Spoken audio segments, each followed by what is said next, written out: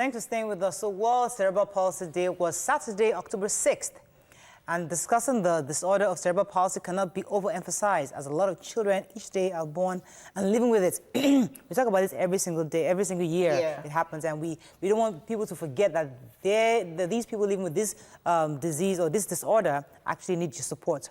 Joining us to enlighten us more on the management of cerebral palsy is the founder, CEO, Cerebral Palsy Center, Nonye Nweke. Welcome to the show, madam. Welcome to the show. Good morning, welcome to the show. We actually, before we start our conversation, we actually have a video of, I think it's your own institution we went to see how these young ones were being taken care of by the caregivers.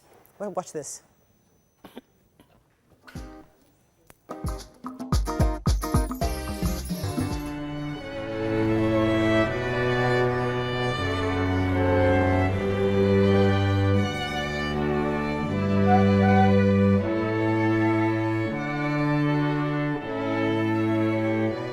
Management of cerebral palsy actually requires a multidisciplinary approach, but the hallmark of management is actually therapies.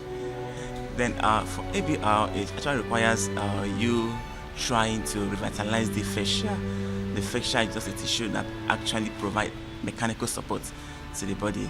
So what we try to do is we try to see how we can strengthen the fascia so that it provides support, because most of the children we have here are actually in the severe category of cerebral palsy. So most of them are distorted, they have scoliosis, have contracture, and so many joint abnormalities. The children, they are not quite easy to manage, but we do our best. Because managing children with cerebral palsy, a child is more or less like when you manage 5 normal children, okay? So it comes with a lot of challenges, I say. Like when the parents bring them in the morning, you will take up from there, and then we keeping them clean, making sure that they are okay and they are comfortable like they are in their own homes. A mother, a proud mother of a child with special need. Bringing them up, trying to get their needs met is not something that is easy, like a regular child, that what he or she wants at a particular time. You must be close to them because they are totally dependent. So you have to be there for them. Wow. Nice. So we're focusing today on how to manage, and it seems like lots of parents bring their children over to your center to go about their daily business, and they bring them in the morning and pick them up in the evening. So how has it been starting up this center, and how have you been able to get these people to train them on how to take care of these young ones? Well, I'm a mother. My own daughter is 12. So I started with my daughter. Like you said, if you can't find what you're looking for, you create it. When I was faced with a challenge, one of the greatest challenges that faced most mothers, particularly if you are working with a child with cerebral palsy, is what do I do with this child to be able to have a near normal life, as in go to work, go to market, even if you are selling your bole. Because at a point, you may not be able to back the child to do that. So when I was faced with that challenge, I used to be an entrepreneur, I used to run a business, and most daycare centers would not take these children. Simple reason. It's difficult to manage. It's difficult to manage. Some of them will not understand. Some other mothers, due to discrimination, will not want their children to be associated with these children, particularly if the child is on the severe spectrum. And then again, at that early time, the child needs a lot of therapies. So you are constantly going in and out of the hospital for therapies. Most families will not be able to afford that, not just in terms of money. But, for instance, you are living at, let's say, Body Thomas, where I live, and you need to go to Luth every day. It's even close anyway, but if you don't have a car, you have to bag the child, leave your work, then come back. Your day is finished. You need to put food on the table for kids. So I had to start the center for my child. Then I started taking in, word of mouth. Then I started doing awareness events. I remember it was 2012, 11.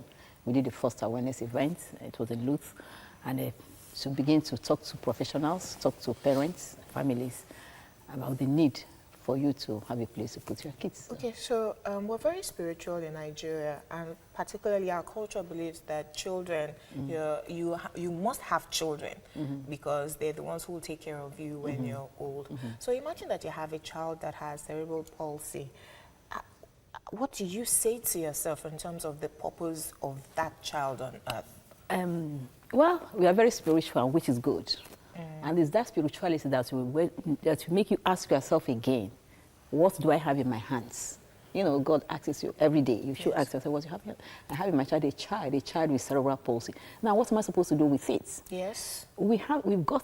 Personally, I've gotten to the concept, to the stage where I know that I'm not waiting for my child to take care of me. Actually, I have a child I should take care of. And as I'm dying, which is part of why I'm doing what I'm doing, I must prepare a place for her, you know, to stay, to be managed. So you talk to people, yes, we want you know, children to take care of us, but in reality, even those who have regular, normal children, they always don't even take care of you all the time. Exactly. So you begin to ask, you know, kind of remove that concept from your mind. Okay, I know, as I said, we talk about cerebral palsy every single year because for those who don't know what this is, it's a genetic disorder. No, it's a congenital disorder. It's not genetic. Okay. It's just a disorder resulting from an accident or brain malformation that happened in parts of the brain. Okay. Yeah. An accident that could have happened in childbirth as well. Yes, childbirth, while the child in the womb or at the point of birth or shortly after How birth. did you find out My daughter had it? First of all, my daughter, I have a unique story. My daughter is adopted. So, so I got her when she was 6 days, and at 5 months she was diagnosed. Now, how did I know? I went to the doctor because she wasn't doing what she should do. You know, usually a child should hold up the neck at a certain point, reach out and grab things. She wasn't doing any of that. And in retrospect, she used to have seizures, but I didn't know what that was. She used to have spasms. So which was enough to worry any mother if you knew, you know, at that point. So that was what happened. She wasn't meeting her milestones in a nutshell. So I went to a doctor, and the doctor just looked, oh, this child has CP. You know, so that is how I know. I'll come to the top point now because I want to, because there are lots of people going through this. They have a child with cerebral palsy and they're confused. They want to live normal lives, like you said. And this center is available for them to actually bring their children. Could you tell me how you've been able to equip your center with these people who can actually, these caregivers? What do they do? How did you train them? Training. Yes. Well, I will tell you something. CP is not, if I say it don't require so much, I have a physiotherapist, I have an occupational therapist, they have caregivers. They're just like regular children, you know, that they need extra care, extra attention to, you know, to manage. So what I do, I start from myself, I train myself, then I get my staff. You know, you look out for staff that are empathic, that staff, normally when they come, I say, you're not coming to work. This is not a job, as in the job. So, but, you know, because particularly as it's a free center, nobody pays anything. So, Really? Yeah. Wow. So how do you fund it? For you now, as I'm going, you're going to give me some money. So friends and family. Friends and family support, you know, people, yes.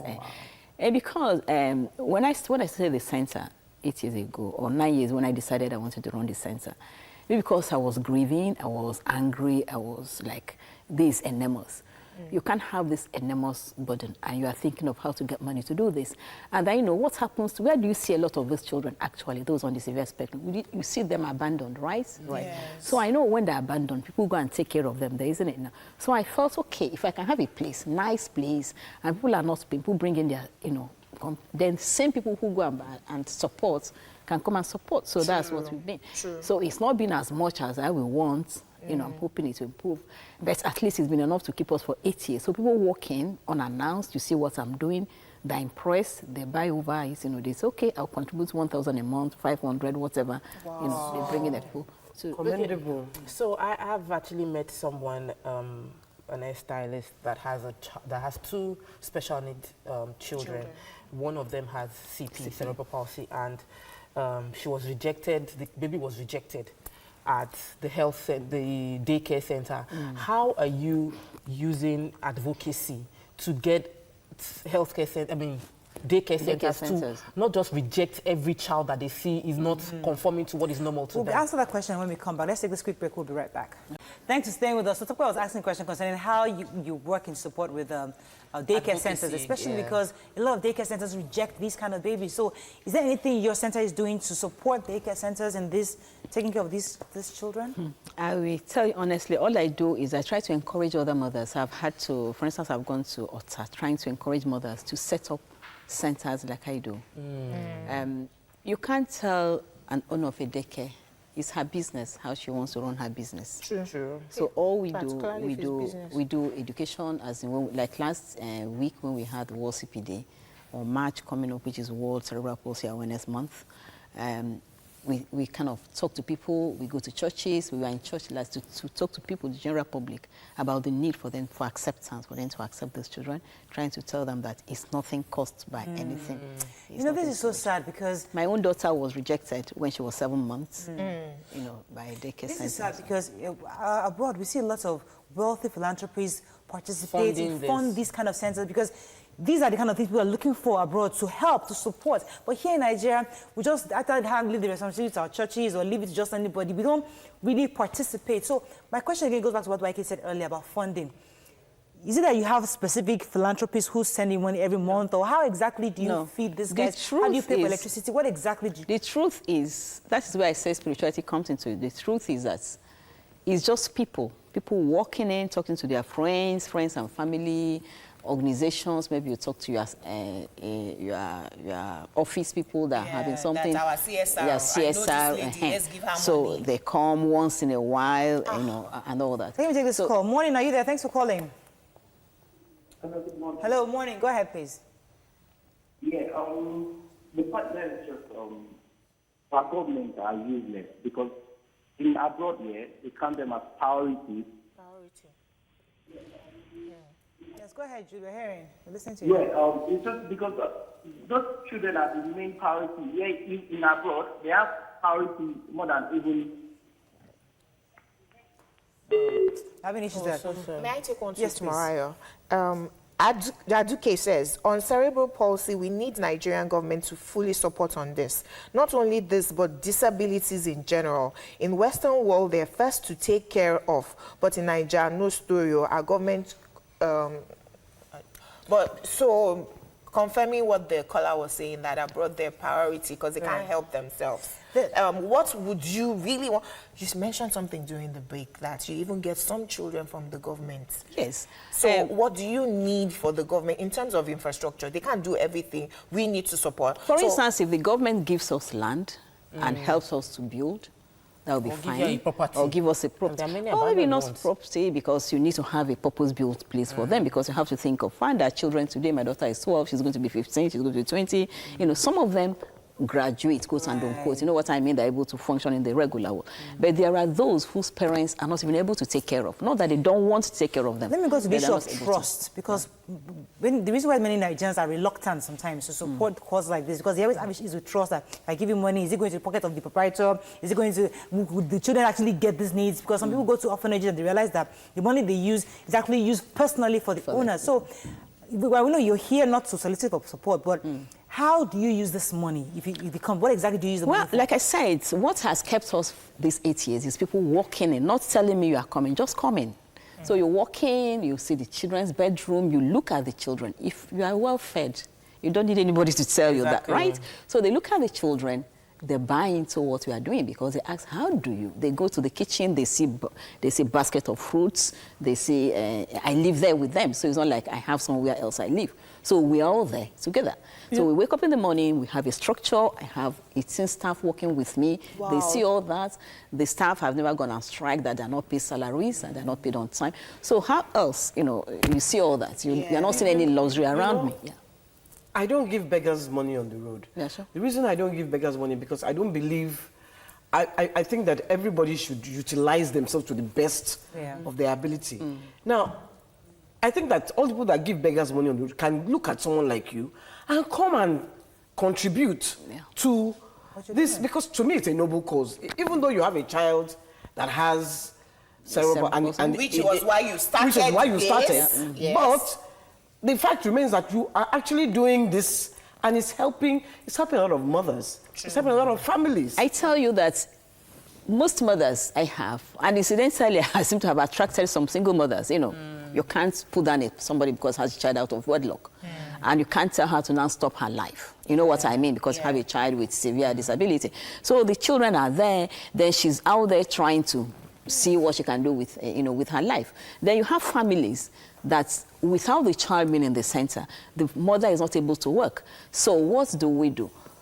That's why we don't charge money, or part of why I don't ask, nobody pays anything. All the families May are I paying take the a children. tweet in support of you? The money says, instead of paying my tithe to my pastor who has a private jet, it's better to pay to keep these special babies alive. Please, I need our contact details. You're doing a great job. Account number. I'll tweet your account number. We'll support you the best we can, because obviously, I'm sure there are things you need aside from money. Food items, clothes, bed sheets, things like that you probably need. So I think what we'll do, we'll probably work with you. If I tell you what I need, and I will tell you why, right? Before I came here, I didn't want to come. You know why? As I'm stepping out, my phone will go non-stop. Madam, I have a 5-year-old. Madam, I have a 20-year-old. And I don't have space. In fact, one time somebody asked me, then why did you go to radio to say where you don't have space to take? You need space. So I need space. What I need? I need to build. So I need to build. So you cannot just because you want to take in more people, so that the ones you have. So you are renting? He's renting, yeah. Oh, you're right. Somebody Thomas, yes, you're right. So yeah. I think our governments, if they're listening, this is a noble cause. Please, they should support you with land or something. And we will It's not about sending you money, it's about really giving you space. Yes, it's giving me space, not about the money. Exactly, space for these children. Right. I wish I had money. Yeah. I wish I was a rich person. I promise you, I would buy you land. I'm telling you the truth. If we should the horses. Well, you could know rich people now. You know, you don't have to. If I knew rich people, she's looking for collaboration. I can looking for money. Her major sponsor right now is currently trying to organize himself. Lagos State is a major sponsor right now. She can't go to Lagos State. But we'll support you where we can.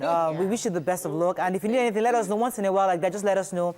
If we know anybody, we can then direct them to you. Right. Well done, madam. And I'll give you my phone number. Okay. That's all we can take on the show. I hope you learned a few things as we have. Have a fabulous day. Tomorrow's our live audience show. Please come early so you can get a seat. Have a fabulous day. See you tomorrow. Bye-bye. Bye.